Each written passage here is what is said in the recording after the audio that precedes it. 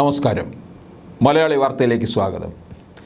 അങ്ങനെ ഒരു ചെറിയ ഇടവേളയ്ക്ക് ശേഷം നമ്മുടെ നായിക, അതായത് ചിന്തോ ജെറോം, വീണ്ടും മാധ്യമങ്ങളിലൊക്കെ സജീവ ചർച്ചയാകുകയാണ്. ഇപ്പോൾ സമൂഹ മാധ്യമങ്ങൾ തുറന്നു കഴിഞ്ഞാൽ ചിന്തോ ജെറോമിൻ്റെ തീപ്പൊരി പ്രസംഗമാണ്. ആരെയും ഇരുത്തിക്കളയും, രോമാഞ്ചം കൊള്ളിച്ചു കളയും. ഇപ്പോൾ കഴിഞ്ഞ ദിവസം കൊല്ലത്ത് അവരുടെ ഒരു ചാനൽ ചർച്ചയ്ക്ക് ഇടയിൽ പൊതിച്ചോറിൻ്റെ മഹത്വത്തെക്കുറിച്ച് പറയുകയുണ്ടായി. അതിനു മുമ്പ് ഒരു ചാനൽ ചർച്ചയിലിരുന്ന് പറഞ്ഞതാണ് പൊതിച്ചോറിൻ്റെ രാഷ്ട്രീയം എന്നൊക്കെ.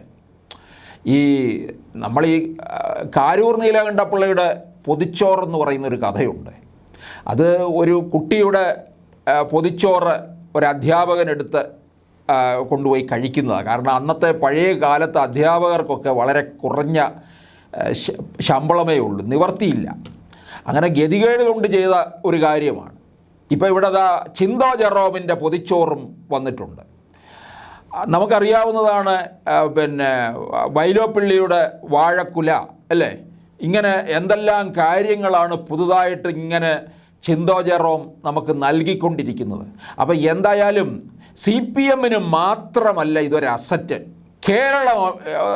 കേരളത്തിന് മൊത്തത്തിലെ ഇതൊരു അസറ്റായി തീർന്നിരിക്കുകയാണ്. എന്തായാലും എന്തെങ്കിലുമൊക്കെ നൽകി ആദരിക്കേണ്ട സമയം കഴിഞ്ഞിരിക്കുകയാണ്. ഇപ്പോൾ മുകേഷിന് വേണ്ടി രംഗത്തിറക്കിയിരിക്കുകയാണ്, കൊല്ലം എമ്പാട് നടന്ന് പ്രസംഗിക്കാൻ വേണ്ടി. നമ്മൾ ആദ്യം കരുതിയത്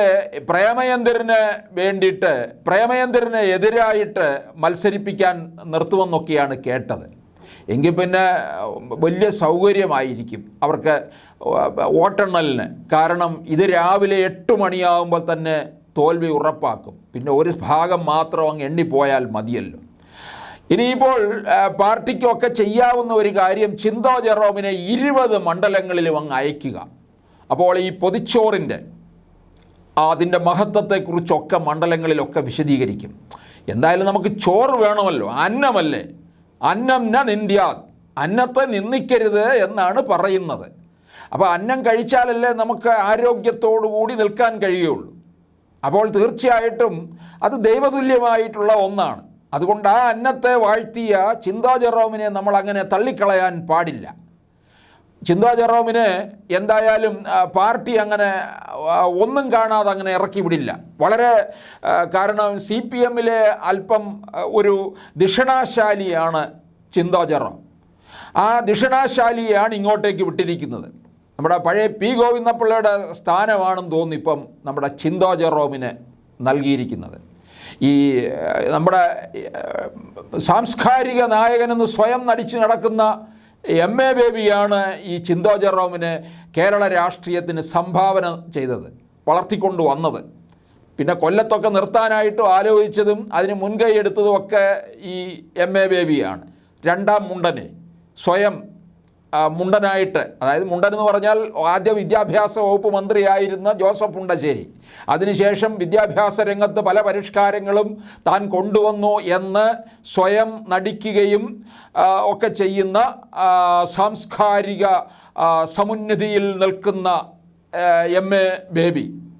അപ്പോൾ എന്തായാലും MA ബേബിയോടും കൂടി നന്ദി പറയണം, ഇങ്ങനെ ഒരു ചിന്തോ ജെറോം എന്ന് പറയുന്ന ഒരു പ്രതിഭാശാലിയെ കേരള രാഷ്ട്രീയത്തിന് നൽകിയതിൽ.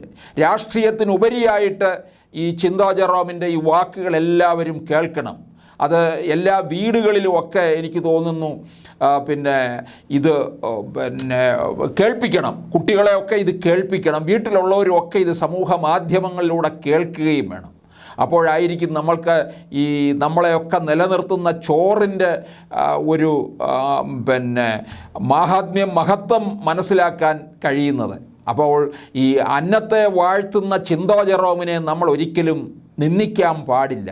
അപ്പോൾ ചിന്തോ ജെറോമാണ് CPM അല്ലെങ്കിൽ AKG സെൻറ്ററിന് തന്നെ ഒരു ഐശ്വര്യം. മിക്കവാറും കേരളത്തിലെ എല്ലാ CPM പാർട്ടി ഓഫീസുകളിലും ചിന്തോ ജെറോമിൻ്റെ ഒരു ഫോട്ടോ വയ്ക്കാനുള്ള സാധ്യതയുമുണ്ട്. ചിന്തോ ജെറോമിൻ്റെ വാക്കുകളും ഒക്കെ അവിടെ ഇങ്ങനെ റെക്കോർഡ് ചെയ്തിങ്ങനെ ഒഴുകിക്കൊണ്ടിരിക്കണം.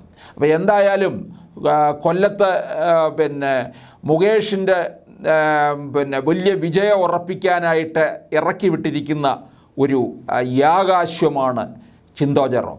ആർക്കും അങ്ങനെ പിടിച്ചു കെട്ടാൻ സാധിക്കത്തില്ല.